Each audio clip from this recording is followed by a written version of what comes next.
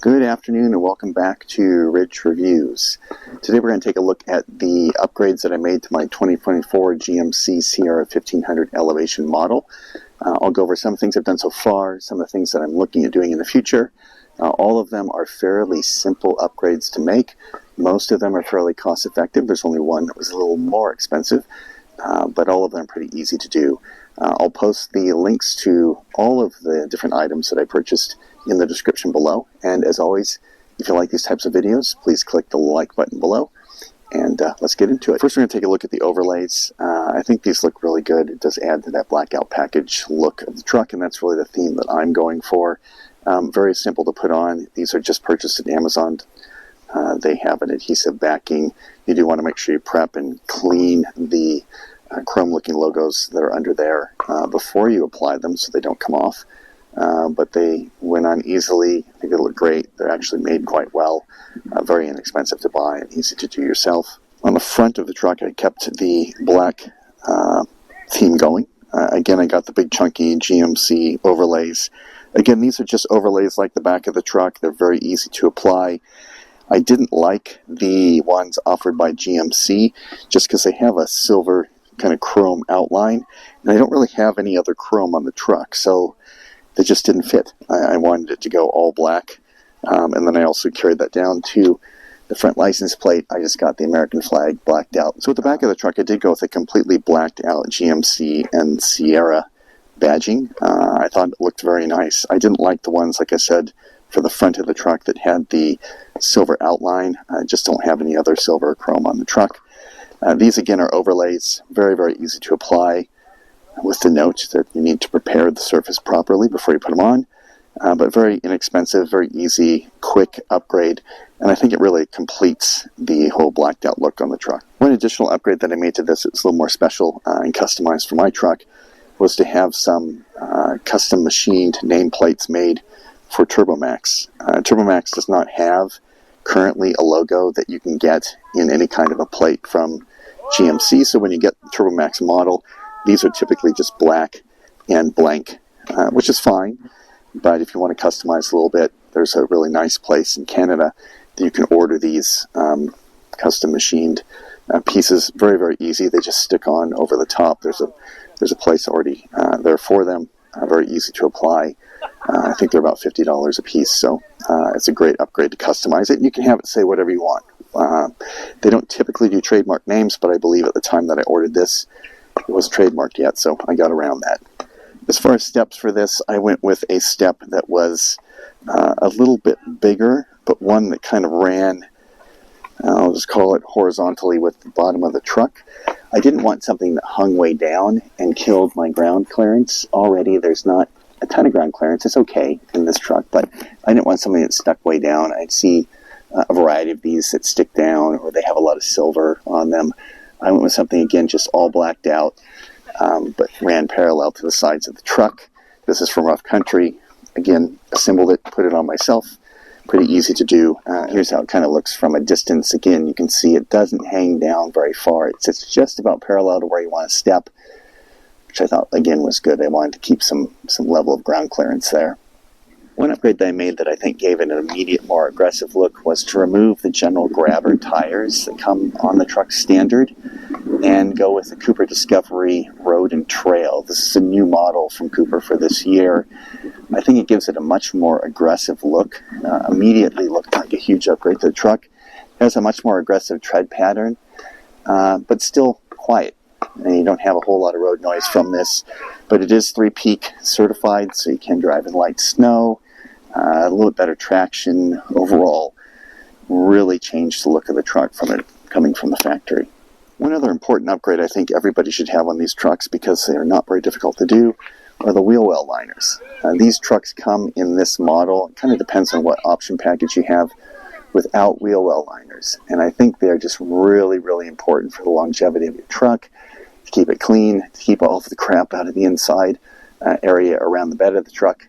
I got these from Husky Liners. They run about $99 for the pair, so not an expensive upgrade. It does take a little finagling to get them in there, but once they're in there, again, I think it gives a much more clean, finished look to the wheel wells in the truck, especially if you have a lighter colored truck. This blue, you could see the inside blue before they were on there, which just didn't look finished. And you'll probably notice one thing that I did on here that really gives it a cleaner look is to actually remove the elevation badging. There normally is an elevation badge that sits right down here, right on that body line. It's big. It's probably 7-8 inches long, and there's a whole bunch of them on the truck. There are 3, one on each side and one in the back. For me, I like the clean look. It was not very difficult to remove. There are a lot of videos online on how to remove them yourself. I would just stick to whatever ones are easy. Like all things, take your time and do it right, I think is the key. But it didn't take me more than about 15 minutes to remove each one. And I don't know, it gives the truck to me a much cleaner look. This is a vinyl cover from Rough Country. It folds into 3s and then can be strapped down in the back of the truck. But very, very nice cover. I've had no troubles with it at all. This is what it looks like after a few months of use. It's weather sealed. I never have any water leaking in here. It's very easy to keep clean and literally takes no more than about 5 minutes to take off, if even that long, but gives it, again, a little bit more complete look. My only complaint, if I had to have one, is that the way that it is weather sealed, it sits up a little bit in the front. You can see the little kind of rough fabric piece in there that makes sure that it's weather sealed. My only complaint is it doesn't sit totally flat. In the future, I'll probably get one that sits completely flat on here, more of the metal cover, but this one has worked great. I love it because it's lightweight. And again, the ease of taking it off and putting it on is really a huge benefit. I also did add a bed mat in here. This does have the spray-in bed liner, which is great and super for protecting the back of the truck. But the bed mat here that you can get from Rough Country, it's pretty thick and heavy. You don't have to worry about it coming out. But it does provide a lot of protection. For me, the key thing that it provides is a very tacky, grippy surface. So if I have something in here that I would think is going to slide around, you never have to worry about it. No matter what you put on here, it just won't slide around. A very small upgrade, literally and figuratively, but something that I really liked was to get rid of the big whip antenna. These trucks come with kind of your conventional big whip antennas. I got this one from Amazon. It's just this little stub antenna. Works great, but I think, again, gives it a little more modern look. It's blacked out too, so it works with the blacked out theme. One last update that I made in here that I think is pretty important is the kind of full coverage floor mats in here. When you buy these new, they come with these really small, kind of funky looking floor mats that really only fit in the floor space down here. They don't cover all the way across, and what I wanted was something that would cover all that area in case of spills, just general weather, getting in and out of the truck when it's snowing. You just get a lot of stuff everywhere, and I really wanted to protect and keep the carpet clean, so I like this one. Interlocks in the center. Some of you have got the center console that goes all the way across. You can still buy these as the larger trays. They kind of end right up in that part there, but definitely something I would recommend. The same thing for the back of the truck. Just ones that cover the entire floor I think are really important. These are great. They actually travel underneath the seat a bit, right up against the storage area there, but keep the entire back covered. I think if you're driving outside, if you're hiking, you're doing anything or in the mud, I know mine look really clean, I keep them washed, but if you are doing anything in the mud, I think it's really important to have the entire floor covered there. So thanks for listening. Those are some of the upgrades that I have made to the truck. There are a few others that I'm going to make in the future. They are all fairly minor. I'm going to have the windows blacked out here, so if you look at the windows here, you've got a nice dark shade in the back, but the windows that you have up here in the front are still really unprotected. Primarily, I'm going to darken them out just for heat protection. It does get hot, and that just is uncomfortable. So it's not very much to have them done. I'll probably get something in the 20 to 50 range. I don't want really, really dark. I really just want to block out the heat. And I'll do the same thing with the front windshield, just getting something that's a very light, whatever is legal within California, but enough just to block out the heat in the front so we don't fade the dashboard, crack the dashboard. Probably doesn't happen anymore as much as it used to, but still, the heat abatement part of it is really a big benefit to me. The last thing I was thinking of doing was actually adding a little bit of a lift to the truck. Right now, these come raked from the factory, so you have about a 1 3/4 lower in the front than you have in the back, and you can buy front lift kits I think they're just strut spacers that sit at the top of the struts from rough country, and have somebody install them.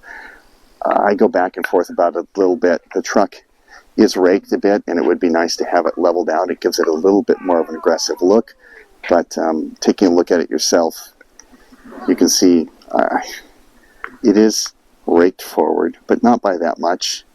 My only concern is if I add the 2 inches, inch and 3/4 of lift in the front, do I end up with a squat in the back when I carry anything? So if I'm towing a boat, if I'm just hauling bikes, we have a bike rack that fits on the back, and you can put 2 or 3 bikes on.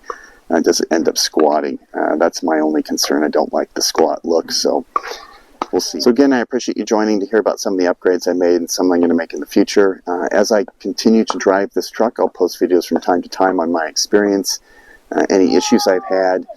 You know, again, not to be a complainer, but primarily just to let those know who are interested in buying this truck what the user experience is like. Thanks again. As I said before, if you like these videos, click the like button below. I hope you all have a great day. Thanks.